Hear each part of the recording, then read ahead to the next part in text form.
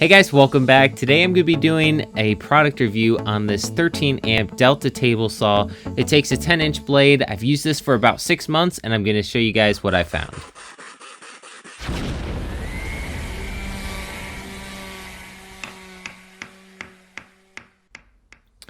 Alright, so I wanted to upgrade my table saw that I have in my shop, and I found this one at Lowe's and I really wanted to go with it. I haven't had any Delta tools up until this point, so I didn't really know what to expect, but this is a great deal for what you're getting. And I wanted to test it out, make sure I knew the product before I gave the review. So I've had it for about 6 months. I've really tested this thing out and it's done really well so far. So I'm not going to get into all the details on this page. You can easily expand this if you want to look at all the specifications. Lowe's has all those measurements on their website and you can check those out. Now the ratings were 4 stars, so I knew it wasn't going to be horrible, but there weren't really that many people that have rated it. Now if you're interested in the saw by the end of the video, I'll leave the link in the description of this video, so go check that out if you're interested. Now just so you know, nobody is sponsoring this video, so it's just going to be my honest opinion on this saw. So I'll jump into the first step, which would be setting up the product. Now, what you'll need to set this up is pretty simple. You'll need a Allen wrench set and a ratchet set. Now, I actually have a Allen wrench screw bit inside my impact gun. That's going to make it a little bit faster to tighten everything down. You just don't want to over tighten it with this. You can strip things out. So I'm just going to get it snug and probably finish it up with the Allen wrenches themselves to tighten it down. Now, the setup itself is pretty easy as long as you know what a table saw is supposed to look like and you can follow some directions that are given you in the box. This shouldn't be too hard to set up. Now, the fine tuning, on the other hand, will take a little bit longer. You want to make sure everything is straight and square and in the right place before you tighten the bolts down. So I'm actually going to be using a straight edge and making sure that the leaves are perfectly level with the solid section of the saw in the middle. You don't want it to be up above or else wood is going to be caught. It's not going to be cutting straight. And you don't want it below or else it's not going to support the weight of larger cuts. So I'm going to make sure I get this all in the right place, tighten that down. There is some fine tuning that you'll need to do with the fence potentially to make sure that the fence is square with the blade. And there's some fine tuning places that you can do that. It's pretty easy, but it just will take some time to check and recheck, make sure everything's square before you start into a project cutting for the first time. Now, the website did say that this is really easy to set up, pretty simple. The base is really easy as well. To set this up, just a few bolts holding everything together, but it does seem really solid. Now, one thing about the saw, this doesn't seem like one that you'll want to take on job sites and move around regularly. It is pretty light. However, this still is pretty bulky for moving from one site to the next, so I probably wouldn't recommend this saw for that purpose.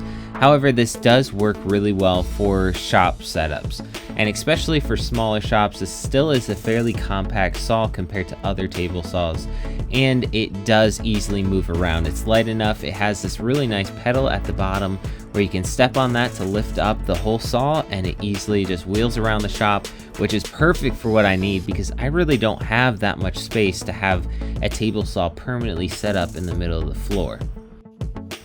Now I'll try to get into some of the features that the saw has. Right here is the blade tilt. There's a blade mount to mount all the used blades and extra blades you have. There's a section right here for a cross sled that comes with the saw. It's pretty nice.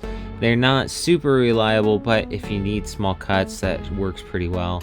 It comes with a push rod right here, has a place for that to slide into, and then right below that is a rack for the fence to actually set on.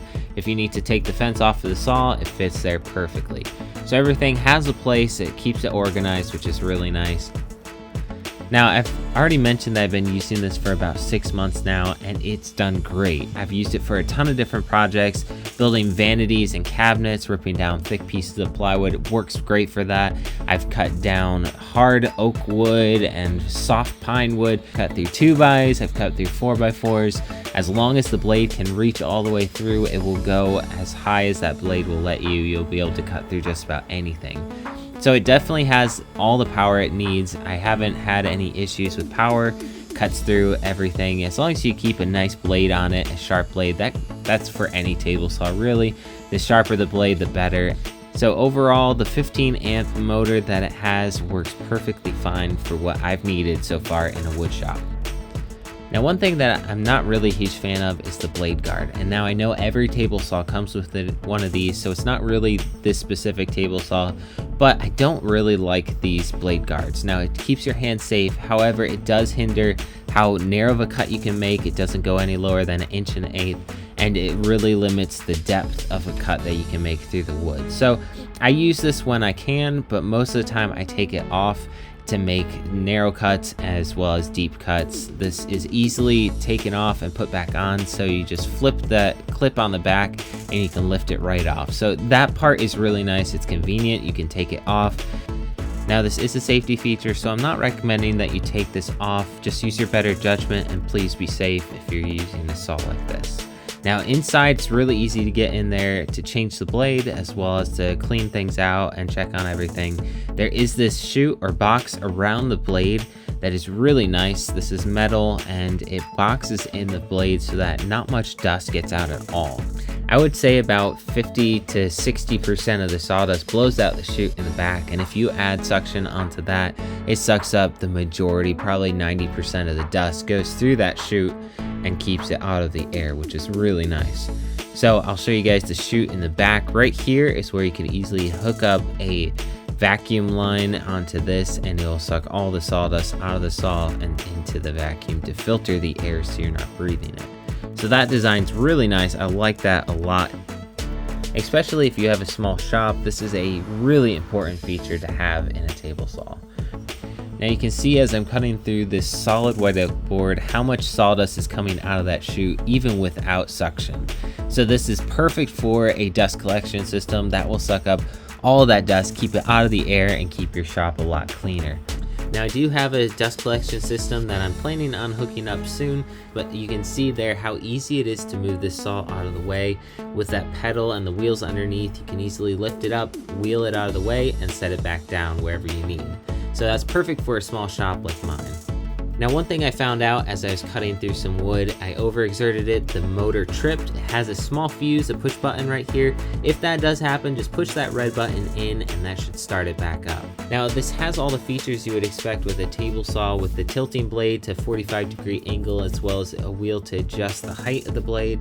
It does have a gauge for the angle of the blade that you're cutting. If you want to adjust that to make sure you know it's accurate, that way you can just trust it every time. You can put it on the 45 and it'll cut perfectly.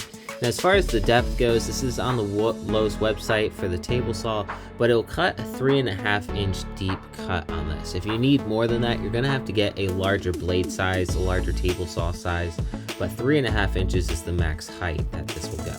Now, the fence and rails are fairly nice. Has the measurements on the rail itself, and you can adjust that plastic piece to be perfectly accurate.